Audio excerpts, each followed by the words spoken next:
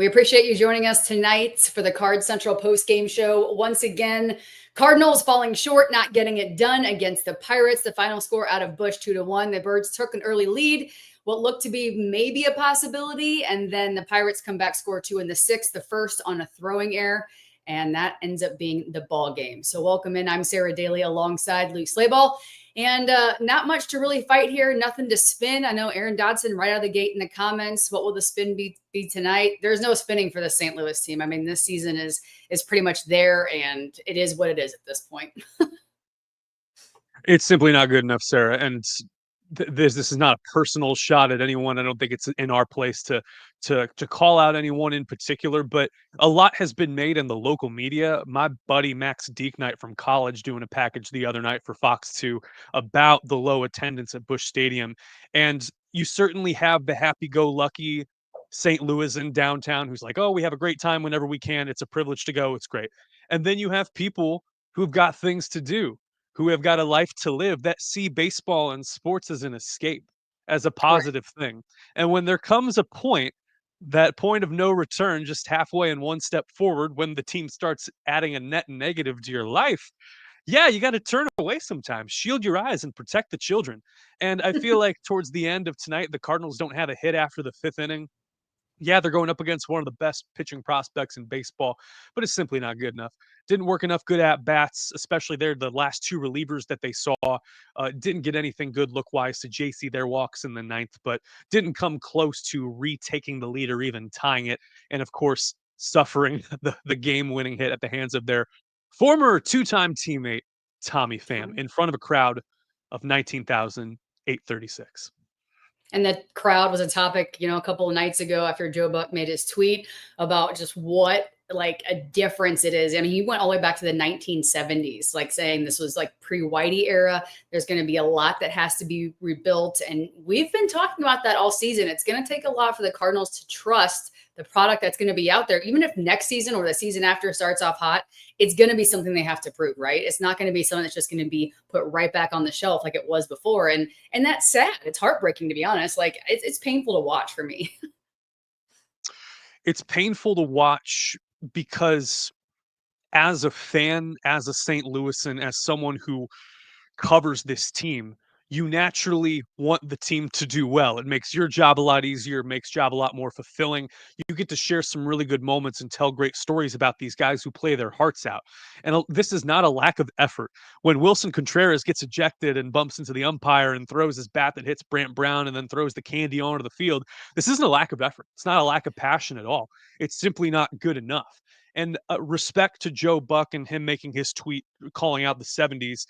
History buff that I am, I would even go back a chapter further into the early 1950s when the baseball outlook was much different. When you look at the Cardinals and the then Browns competing for the attention and the turnstile attendance in St. Louis, there was a time when St. Louis could support two baseball teams, and Bill Veeck owned the Browns, and the owner prior to the Busch family and Anheuser-Busch taking over, there was a very legitimate chance that they could have moved to Houston there at the onset of the 50s. They did not, and they were sold into the trusted hands of Gussie Busch, and things, of course, prospered from there. But this is not the first time that ownership has stared down dwindling attendance. I am not making a claim that that would ever happen under the DeWitts or anything like that. You've got a great facility, a legacy, and one of the best brands in baseball. But it is harrowing to see the lowest attendance at Busch Stadium on a middling team, one that is not the worst in baseball, but is clearly bottom third, that has, for a couple of months, outplayed what its Pythagorean record is or trajectory is. So the last month of this season, Sarah, the outlook is not great. This offseason demands bold, decisive action and clear messaging from incoming president of baseball ops, Chaim Bloom. Get everyone on the same page. Say outright, we have not done well enough. We have not drafted and developed well enough. We have not put this team in a position to succeed. We need to turn this thing around over the span of a couple years. It's going to look a little bit different. And we promise, hand to God, that the 2030s are going to be the decade of the Cardinals. Maybe even a year or two prior to that. but say that this is going to be a retooling and replenishing cycle. Our guy Bernie Miklas here, daily content, Randy Carricker, daily content. They have said that this is year one of a rebuild that has not quite been enunciated or messaged as that. It's been a weird year because there's no momentum. There's no chutzpah, I guess to say. That's my take. Yeah.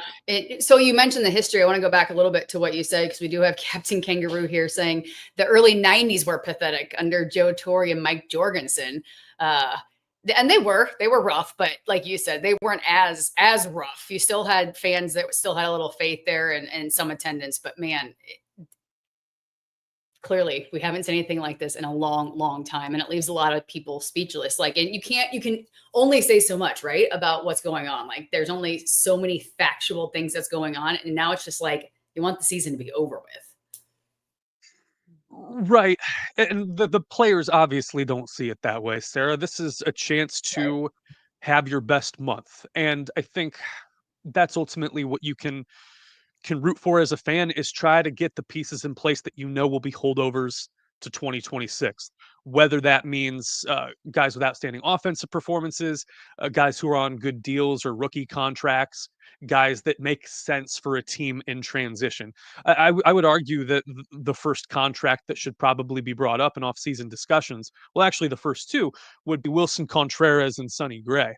And Gray had a phenomenal outing tonight, save for that sixth inning where things kind of broke down. You had the error from Contreras, but you got a guy who annually can hit 25 home runs, and Gray, who gives up 2 runs, only 1 earned tonight, 7 strikeouts, was nibbling a little bit. But given the way that he breezed through those first 3 frames, it was nice to see. The Cardinals really needed length out of him tonight, and he gave it to them. Another guy that you would want to hold over for next year is probably Swanson. Another good 2 scoreless innings tonight with 2 strikeouts. But when it comes to turning this roster over and thinking long term, Sonny Gray doesn't really factor into your plans for 2029. And neither does Contreras, to be honest. I know those were the marquee signings or the big splash moves that Mozeliak made, but they haven't really amounted to anything. It just hasn't come to fruition. So with that, with Arenado, this team should look a little bit differently come 2026. Well, and you mentioned Sonny Gray tonight, of course, right? He had just a really nice outing, 7 innings, 3 hits, 1 earned run, 3 walks, and 7 strikeouts. And, once again, just low run support on the other side. Bats couldn't come alive for the Cardinals, and it's just been either one side or the other. For the majority, pitching has been a lot of the reason the Cardinals have suffered so much this year. But Contreras, you mentioned too, he was over 4 3 strikeouts, and clearly appealing his suspension after the other night. So he was eligible to play tonight, and waiting to see what they're going to do with that appeal. But and then the throwing error at first that cost him a run and led to the demise of the 6th inning. Yeah, and Wilson Contreras just still getting his feet underneath him at first base. That's not a spin, that's not a defense, but it came at the most untimely moment, right? Probably the hardest contact that Gray had given up prior to Pham's single there was that double to IKF. Kiner Falefa gets a center cut fastball at 92. Kind of nibbling with his sweeper and his 2-seam low to walk Triolo. And at that point, you really just desperately need an out. It's okay if you concede 1 run there in that inning and get out of it in a tie game. But that error really burned him. To be honest, looking at that replay in slow motion, it kind of looked like Sonny Gray, kind of looked out of the corner of his eye for something. I don't know what it was, to his left, for example, but perhaps he was trying to monitor what was going on with the lead runner, but that ball goes over his head and he doesn't make the catch. And rather than have 1 out there, you got the bases loaded there with no outs. So it's a tough break for sure. A blemish on Gray's game. It could have been a good outing for him, but now you're staring down the barrel of a potential. At best, a series split with the worst team in the division. Now you're 4 games under 500, and if you lose this series 3-4, I'm not saying heads are going to roll or anything, but it's just it's a tough pill to swallow. Cardinals fans deserve a whole lot better, Sarah. Yeah, and the Pirates now 6-1 in their last 7 games, I think it is. And you can see Captain Kangaroo here. Contest rather has played way too many games for Contreras. Spelled that. I was like, contest. Way too many games at first now to make excuses for him. If he doesn't have it figured out, he never will over there. I think that's a little bit of a stretch. I mean, going from catcher to there, he's never going to catch again. So, I mean, Yeah. Yeah, and and Matthew Dimitri there probably doing a good explainer there, saying that Contreras pumped faked originally on the exchange there, trying to underhand it. So, um, yeah, I it's tough. It's tough. There's a I'll do one from Bad Mike here. Do you guys think that the DeWitts even care that the stadium is empty? I see this social media post circulating, Sarah, where it was a Bill DeWitt the third commenting that like a lot of fans, I hear when they say, "Oh, we'll show them by not showing up," and I guess he said that he kind of got a chuckle out of it, and that has I know we tweeted out that quote a yeah, it long time doesn't ago. I really think Aiden did settle that. well. I think that really fired No. up a lot of Cardinal fans, and it just if that is exactly the context that it was and got a chuckle out of it, everyone's saying the DeWitts need to move on. I don't think that's going to happen anytime soon. So you might as well just kind of push that conversation aside because that would lead to like a whole other things. And there's really no opportunity. Like that's just another conversation, another show. So right now we just got to try and focus on what the team can do to improve, the moves they can make and will make, and honestly, like look to Heimling to make some drastic changes because these players definitely are feeling it too, right? I mean, it's not like they go into the clubhouse every night with their heads held high and pumped about the next series if they lose a series or even rough games. I mean, it's a struggle, and you can tell attitude wise and things after like post game that there's frustration there. Yeah, and I mean they got a winning record at home. I mean they're 4 games over 500 at home. I'm not saying that that's a huge game changer, but the one thing that they could rely on was at least a decent performance and good turnout from fans. This is not putting any blame on fans whatsoever. It's a smart decision. It's an economical decision. It's a good one for sure. Um, but yeah, no one's celebrating being 4 games under 500, and you can see that. I mean, these tough times do bring out the forefront of your character. I mean, it brings to the surface what kind of a baseball player you are, and I think that the conversation that we've had the last few times out, Sarah, talking is, I mean, who moves the needle on this Cardinals team? Like, who is the guy that is a slump buster who can, go up toe to toe with the Bubba Chandler who's throwing 101 and have a composed good at bat? And the Cardinals have 4 hits tonight. It's simply not going to get it done to the 3 that Sonny Gray gives up to the Pirates. But this game's won at the margins, and it's a 1-run loss that should never have been.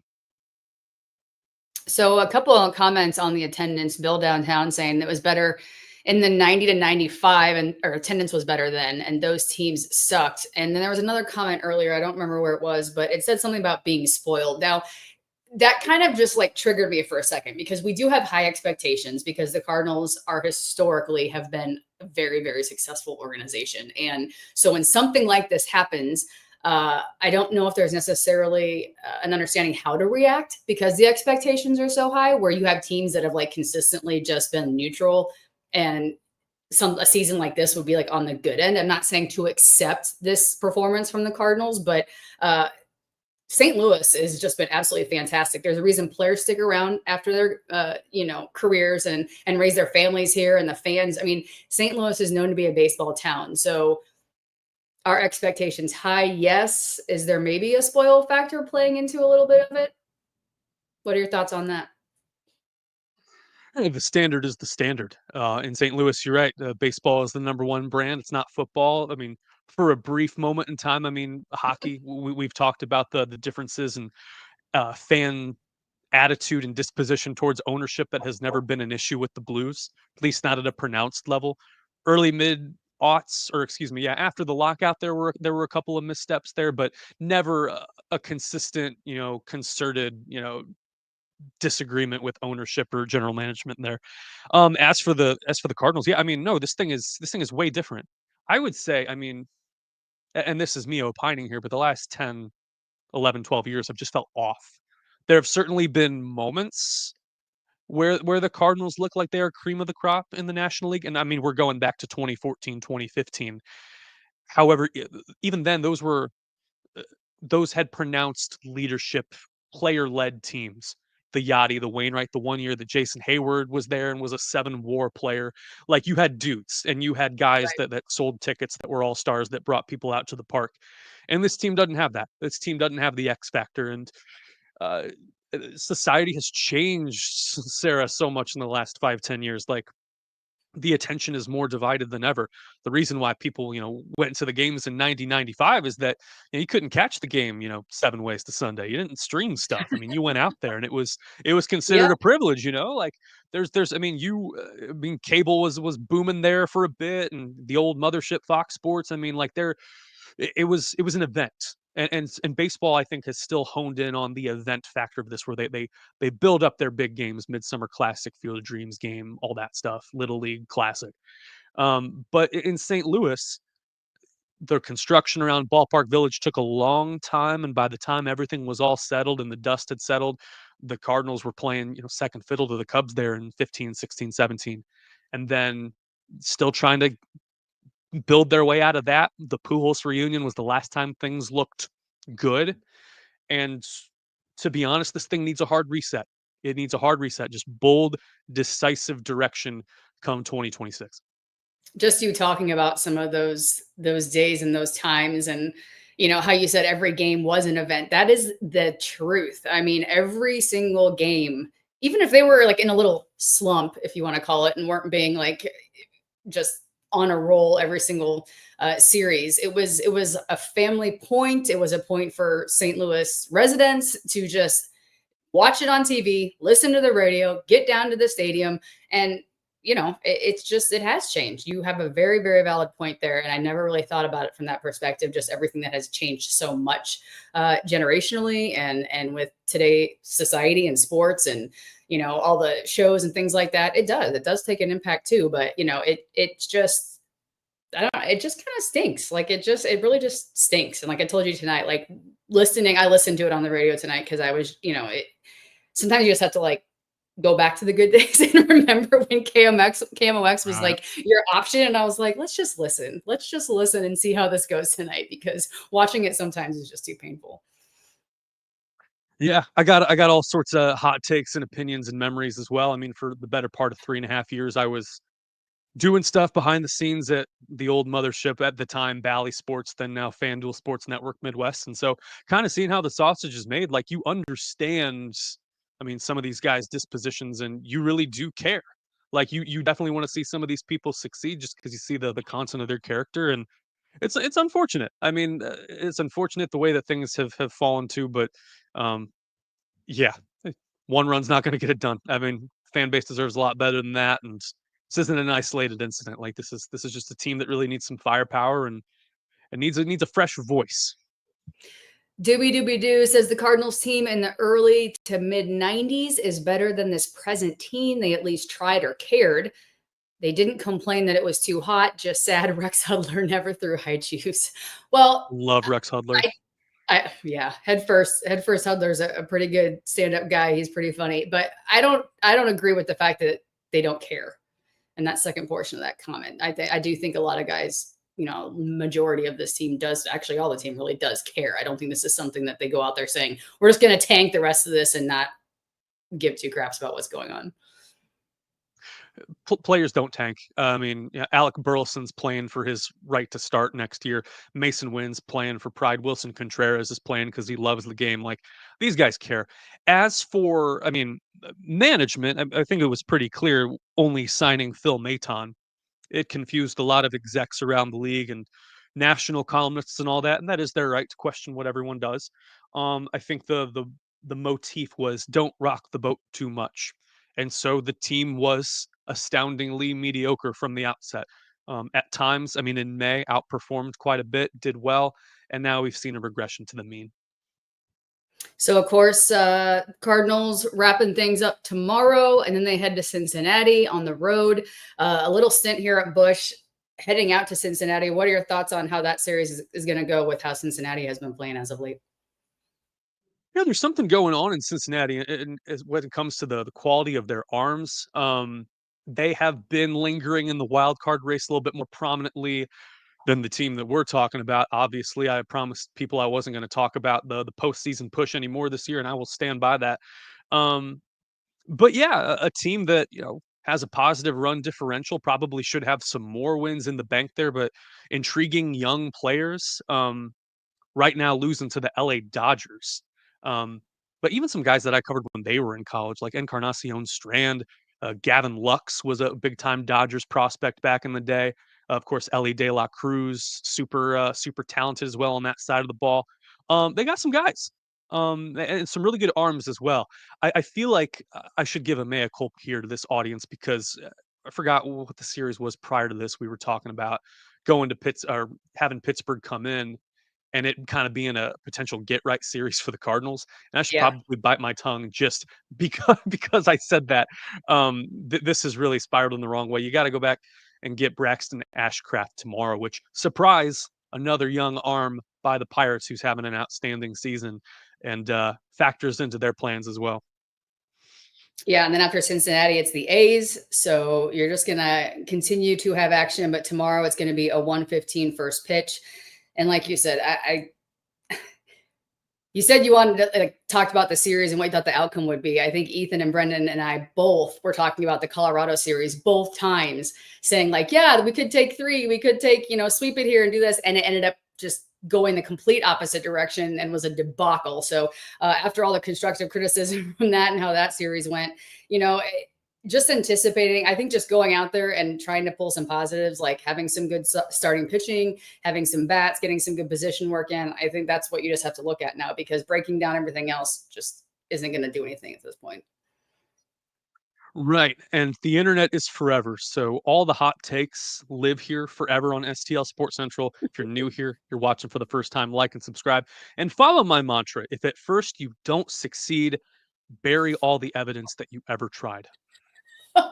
I like it. I like that a lot. I haven't heard that one. Let's go ahead and thank our sponsors, of course, and appreciate them helping us out and being here with us tonight. Nothing beats a relaxing hot summer day and watching baseball. And the simplest way to get in the action is to download the Pick Six app from DraftKings. Pick Six is available right here in Missouri. Don't miss out on the fun. Don't settle for smaller payout. Switch to Pick Six, and right now new customers can get $25 in bonus picks with their first deposit of $5. So the Pick Six app, download it now and use the code STL Sports. That's code STL Sports for new customers. Gambling problem? Call 1-800-GAMBLER. Help is available for problem gambling. Call 888-789-7777 or visit ccpg.org in Connecticut. Must be 18 and over. Age and eligibility restrictions vary by jurisdiction. Pick Six not available everywhere, including New York and Ontario. Void where prohibited. 1 per new customer. Bonus awarded as non-withdrawable Pick Six credits that expire in 14 days. Limited time offer. See terms at picksix.draftkings.com/promos.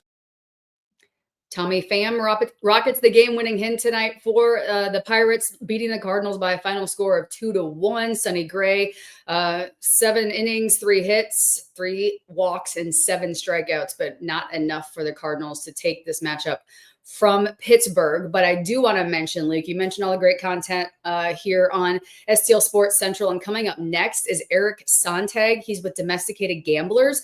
He's asking for everyone to stick around and check out their show. Mizzou Central Arkansas is this weekend. Also, they're going to preview the Cardinals in Pittsburgh tomorrow. So much more. But again, that's Eric Sontag and his co-host. They're doing Domesticated Gamblers right here on this YouTube channel. So if anyone is interested, check them out. They're going to be brand new, and we welcome them to STL Sports Central. Yes. MIZ. I am ready for that season in particular. Of course, my big break on this channel did come with football, Battlehawks football, mind you. And so this is always praying for the alma mater. I think 9 wins would spoil us. 8 wins is totally fine. Or good program. For programming. Jeremy Davis asking about Miles Michaelis. He should have a quality start tomorrow, but nothing would surprise me at this point. I think every starting pitcher, nothing would surprise you at this point. We've had pitchers go 4 innings. We've had pitchers go deep. We've had pitchers. It's just been all over the board. So I don't think anything for the Cardinals at this point would really be a shocker. No, and for Miles, it's unfortunate. Last time out, he got rocked. That's kind of been the case this year. May was good. 3 wins in May, no losses in May, but the last couple times out have left a lot to be desired. 10 hits at Tampa Bay. He had a pretty tight leash there, went 2 2/3. If memory serves, that was also the super long rain delay. Was that the 4.5-hour rain delay game? Yes, that was the Sunday game. Oh yeah, that's right. Definitely need some caffeine for that one. But no, this is going out with a whimper. And it's It's unfortunate given how auspiciously his tenure in St. Louis started to where we're at now, but just turned 37 and his ERA is north of 7 here in the month of August. So hopefully he can turn it around and maybe have one last go round at Busch Stadium where things go his way. It's unfortunate the way things have turned out. And, a guy who was a pretty consistent and stable clubhouse presence there for a while. You talk about leading by example. You also talk about, players not tanking. I mean, this is a guy who had pitched overseas for a little bit in Asia and had to rework himself and get back to where he was. And, um, y- you know, uh, Pittsburgh really kind of flails. I mean, 3 hits tonight. They are not a strong offensive team by any stretch of the imagination. You got Tommy Pham hitting cleanup for you with 7 home runs, and then got off to the slowest start this year. I mean, uh, this would be nice to see some Busch Stadium magic there. And lately, it's been lacking. Lost 7 of the last 8 at home. I mean, this is strange times. Strange And times. Captain Kangaroo mentions Fetty, of course, released by Atlanta and then picked up by the Brewers, and a solid chance that we'll be seeing him here in a couple of weeks. So believe that's like the week of September 10th, 11th, something like that. I haven't looked at that far ahead, but Eric Fetty. So collecting his uniforms this year, he's adding to the collection, and not in a solid way, I guess, as a player that you would like. Yeah, speaking of guys who had to go overseas to kind of rekindle the fire and get back into things, yeah, because they lost Trevor McGill, or they put him on the IL. So the Brewers are something otherworldly entirely. There was a good. I wanted to talk about this. There was a good article on ESPN about kind of there's always that, blase, culture article, but ESPN, I think it was Jesse Rogers who wrote a piece. And they refer to themselves as like Milwaukee Community College, and how Pat Murphy is this hard-nosed guy. But there was a quote that actually called out St. Louis, or at least something that was influenced by St. Louis. I want to see if I can find this quote. I can. Mark Attanasio. He is the owner of the Brewers, if memory serves. Right. Um, yeah, Mark Attanasio. He is the principal owner of the Brewers, and he says, I mean, they have a $114.5 million payroll. That's 23rd in the sport. And yet they've seen all this talent come up. He says, I wonder if we had more money to spend, if we wouldn't make more mistakes. Organically, in every one of our transactions, we look forward to 3 years. We can't afford to make mistakes because it sets you back for a long time. And then the author writes, Attanasio credits the St. Louis Cardinals under owner Bill DeWitt with that forward-thinking model. That is a paragraph to its own. And I thought about that for a little bit, because that is the model that you would want to emulate in St. Louis. Right. Mimic. They don't care how much money you spend to get that winner. If the Cardinals were 10 games over 500 right now and have the 25th payroll in baseball, you would say, I mean, an opportunist among us would say, oh, look how much more money you can take on at the trade deadline or over the offseason. But you just got to win. And ultimately, like, that's what a team like Milwaukee has done. Like, with little Caleb Durbin as their third baseman, 5'7" guy out of WashU, Division III WashU. Those are the types of steals and diamonds in the rough that hopefully Heim Bloom can find. That is my tangent. Good. Well, we'll take that as your final thoughts, because as we wrap this one up. So the Cardinals will also wrap it up with Pittsburgh tomorrow again, 1:15 first pitch. Stay tuned next for Eric Sontag and Domesticated Gamblers. Of course, we have a plethora of baseball knowledge with Bernie Michaelis, Randy Carricker, the whole crew right here on STL Sports Central. So subscribe, like, we appreciate you hanging out with us. Have a fantastic rest of your evening, and we'll see you right back here tomorrow.